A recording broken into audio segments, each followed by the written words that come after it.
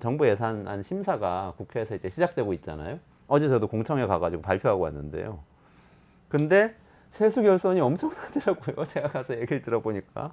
이거 내용 일단 우리 시간 얼마 안 남았는데 정리해 주시고 짤막하게 코멘트 하시고 다음 토론을 위한 주제를 뽑아내고 마무리해야 될 것 같습니다. 네, 진짜 중요한 이슈. 얼마 펑크 났습니까? 진짜 일단. 중요한 이슈인데 지금 이 얘기를 하는 게 무슨 의미가 있나 또 이 생각도 들기는 해요. 근데 어쨌든 제가 짧게 얘기를 할게요.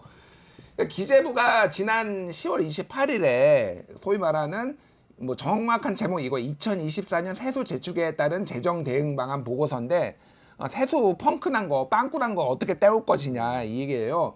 원래 정상적인 절차라면은 추경을 해야 됩니다. 추가 경정 예산을 해가지고 국회 보고하고 어떻게 빵꾸 났는지 이거 다 얘기하고 그래서 우리가 이거를 국채를 발행해서 빚을 좀 더 내고 하겠는데 이 정부는 죽어도 안 된다. 그러니까 눈속임인데 건전 예산 뭐 이런 재정 얘기를 하면서 그러니까 이렇게 땡겼어도 기금에서 지금 땡긴 좀 뒤에 설명드렸지 기금에서 땡겼어도 어쨌든 이거 빚이거든요. 추경 어디서 땡겨 쓴다는 거죠? 간략하게 말씀해 주세요. 공공자금관리기금 4조, 외국한 평형기금 6조, 주택도시기금 3조, 국유재산관리기금 3조, 지방교부세하고 교부금을 감액하는 거가 이거는 감액을 하는 거 6.5조 그리고 아예 써버리지 않는 거 한 9조 뭐 이렇게 돼서 이걸 해서 29조 6천억을 맞추겠다라는 거예요.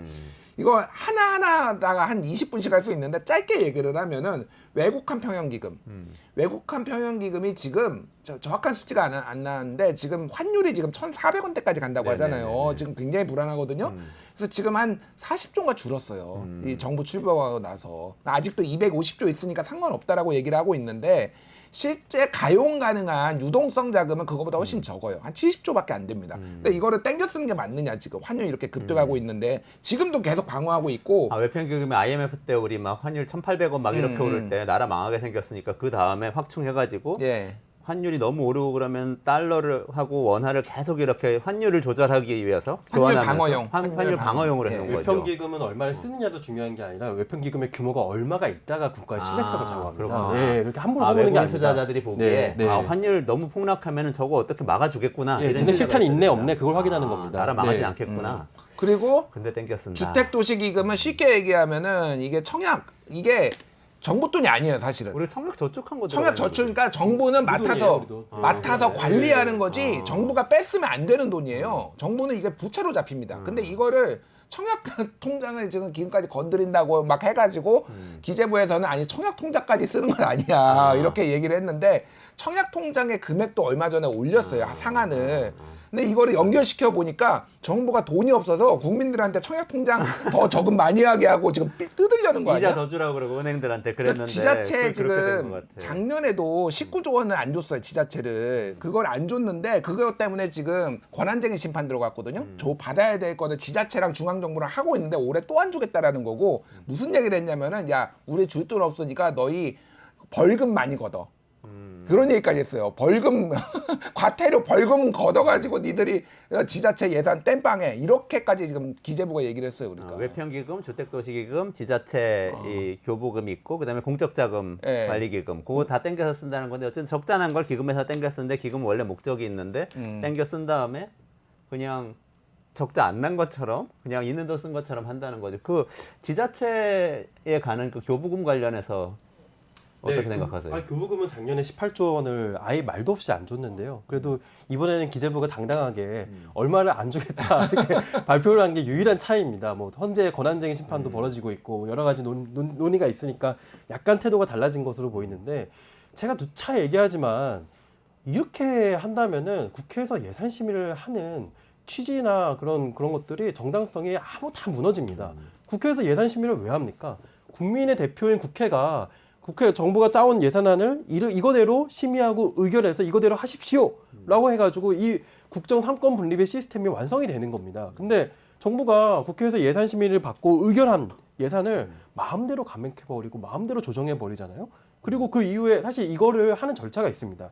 제가 자세히 찾아보니까 헌법에만 명시되어 있고 국가재정법이나 다른 국회법 관련돼서는 아주 구체적인 좀 조항이 좀 부족한 부분이 좀 있는 것 같습니다. 법적 미비점들이 좀 있는 것 같은데 근데 헌법에는 분명히 나와 있습니다. 그러니까 정부가 이렇게 표현되어 있는데요. 헌법 제56조에 의하면 정부는 예산의 변경을 가할 필요가 있을 때에는 추가 경정 예산을 편성하여 국회에 제출할 수 있다.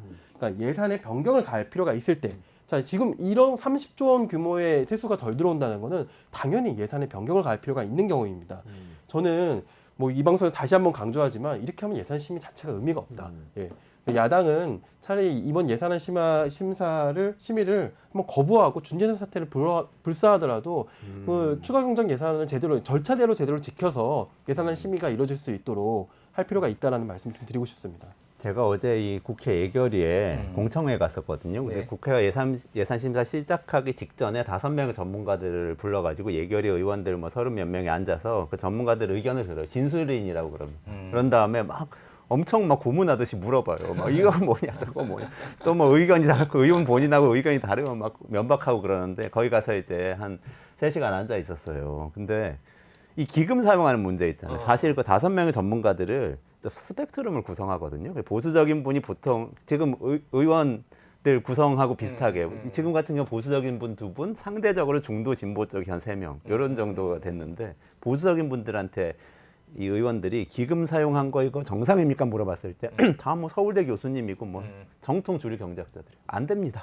무조건 안 됩니다. 이거는 찬성하는 사람이 없어요, 전문가들. 보수의 가치하고 아무 상관이 없는 거예요. 솔직히 이거는. 그러니까 저는 편법도 아니고 이거는 위법이라고 봅니다. 솔직히 이 정도면은 이거 이렇게 하면 안 되는 거예요. 그러니까 이거는 경제학을 공부하신 분일수록 오히려 이거에 대해서 엄격하게 보시고 오히려 맞아요. 심각하게 보는 거예요. 그러니까 이거는. 당연히 적자가 났으면 적자 났습니다. 빚을 내겠습니다 해서 의회에서 통과를 시켜서 그걸 재가를 받고 예산을 써야 되는 거잖아요. 근데 적자 났지만 빚은 안 내요라고 이렇게 편법으로 가는 건데 더 놀란 거 한 가지. 그래서 막 물어보니까 기재부 쪽에서도 나오거든요. 기재부 쪽에서는 지출구조조정으로 이거 해결하겠습니다. 그래요. 그러니까 의원들이 근데 지출구조조정 뭘 어떻게 하는 건지 목록을 제출해 주세요. 그랬더니 목록 제출 못 합니다. 못 찾네요. 그러니까 그래서 지출구조조정을 할 예정에 있다고 그러지 않았어요? 계획이 있죠? 사업은 다 있습니다. 목록 제출하세요. 목록 제출 못 합니다. 막무가내요 진짜 완전히. 저 정말 놀랐어요. 저는 기재부 고발해야 된다고 봐요. 농담이 아니라 저번에도 한번 제가 말씀드렸잖아요. 이거 가만두면 안 돼요, 진짜로. 너무 뻔뻔하고. 그러니까 이렇게 세수 펑크가 난 게 계산을 잘못한 건데 정말로 모르고 이렇게 계산을 잘못했을까요?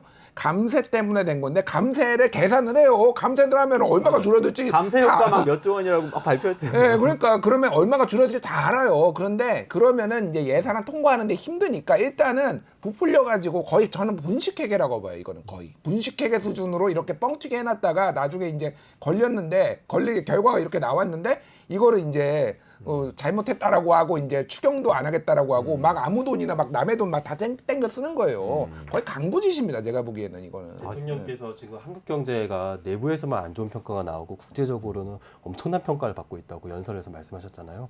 이번에 3분기 경제 성장률이 바닥을 찍었습니다. 0.1에 0.1. 지금 서민 경제는 무너져가고 있고 저희가 이 방송에서 여러 번 얘기했듯이 자영업자들 생태계는 지금 망하고 거의 무너지고 붕괴 수준입니다.